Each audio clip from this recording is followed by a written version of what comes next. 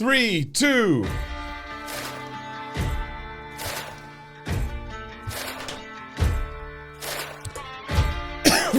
Just cough right in the mic next time. Yeah, mute that next time.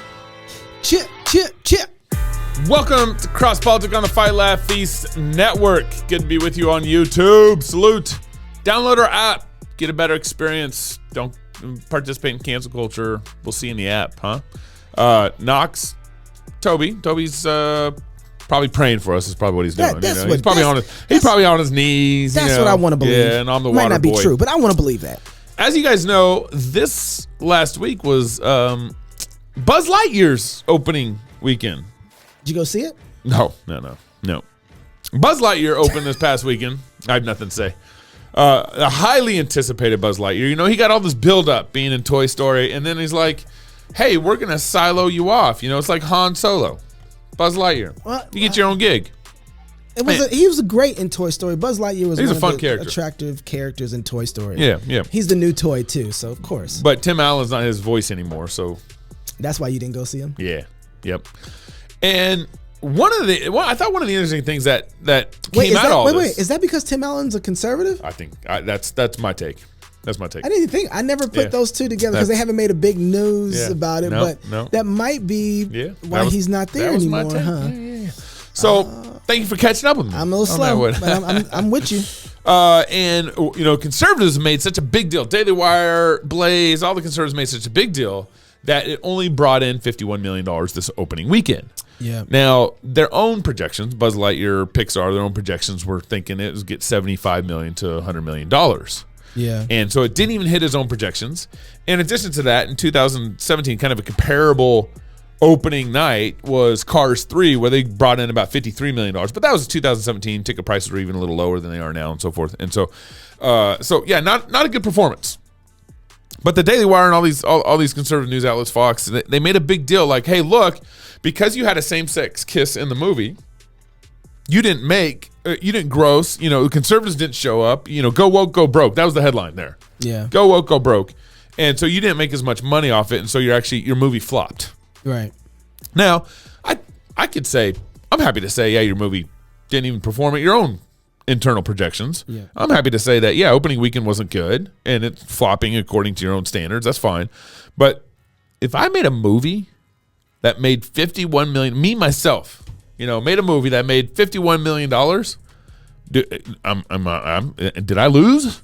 It depends on how much money you put into making the movie. Well, that's true. Let's say you put $200 million into making the film and you only made. All right. So you got a little problem coming up. 250 you got a little million. problem. But the debt collectors are kind of like, all right, that only made 50. But I don't think that's really their goal. Their goal hasn't been to. Of course, they want to make profit, but you got to remember, there's videos out there of the people who are working at Disney who are cultural builders. Yeah. They are looking to transform and engage the culture. And one of the people who are behind the content at Disney said, I came in there and I queered everything. Mm-hmm. I came in there and I queered everything because you heard some reports that Disney didn't want you doing that. So I tested and they let me queer everything. Yeah. And you had at the time, one of the lead people in Disney saying that her daughter was transgendered. And so they're going to start hiking. One of the VPs. One of the VPs said they're going to start putting 50% more of lead characters in LGBTQIA roles in their next wave of Disney. Uh-huh. Disney does not care whether or not you are drinking it. They care that they can do it because they know if they can make it and build it, and you will eventually drink it. Yeah, you'll eventually come and along. So they'll groom you to watching their flicks. Well, because I think that it's not just that there was a gay kiss in there. There is also a worldview behind that, and we haven't been thinking enough about this. It's not just the homosexual kiss. A lesbian kiss, it's a lot more of a worldview that's behind that, and they're covering up with things that we would hold dear, like valor and heroism, and even a man who's a leader, right? Yeah. Buzz Lightyear, or love, or love, absolutely right, exactly. And they cover it up and they jam us with the very things that we're supposed to embrace. And they put those two things together and say, aha, I got you. So you don't want to see the gay kiss? We'll take, you can take and watch VidAngel. Yeah. But our storylines and the things that we're building we're still going to move you in this direction, even though you might not want to move there. And that's the same thing. Like, there are some shows and some things out there that we can enjoy watching.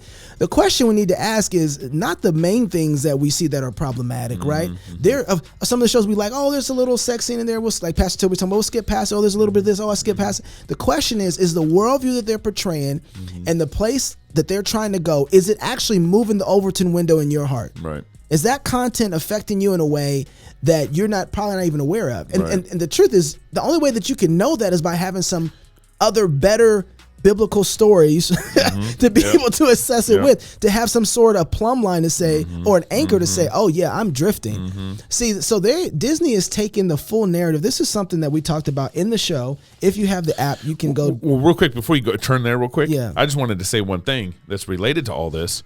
I was reading this article by this gentleman on Substack, basically criticizing Becca Merkel's Eve in Exile.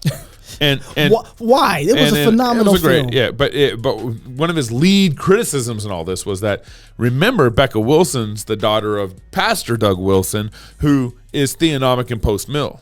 And so he's saying that, they believe certain things about Christ's kingdom here on earth that, the Substack guy personally rejected, but to Disney, they believe their Jesus is going to reign here on earth as it is in their heaven. Right. Disney believes that their Jesus, that their God matters here on earth. Yeah. But we can't but we shouldn't. Yeah. No, we shouldn't believe that Jesus King of Kings here now.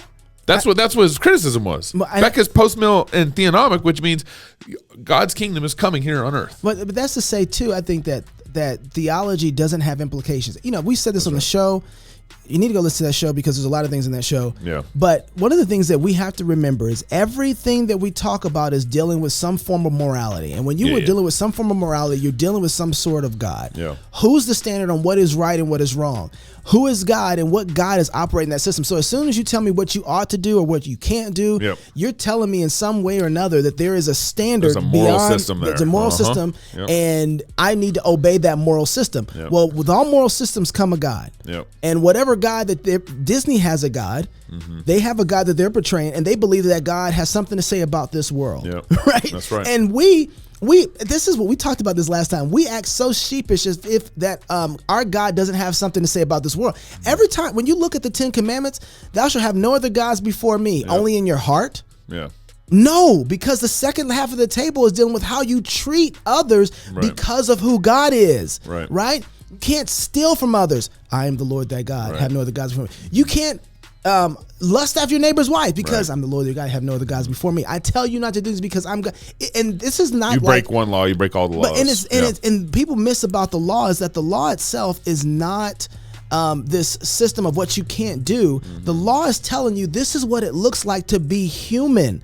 This is what it looks like to flourish and to be like God, right? And to be in the image of God. God doesn't steal, right? God loves his bride. He doesn't commit adultery, right? He honors the most honorable thing, which is his own self. So that's why you see the love between the Father, the Son, and the Spirit, right?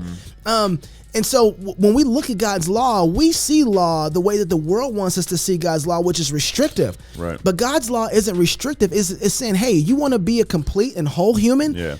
This is what makes you a complete and whole human. This is the confined playground where you can play and be holy. Yeah, and that's what human. And our culture and society doesn't like parameters.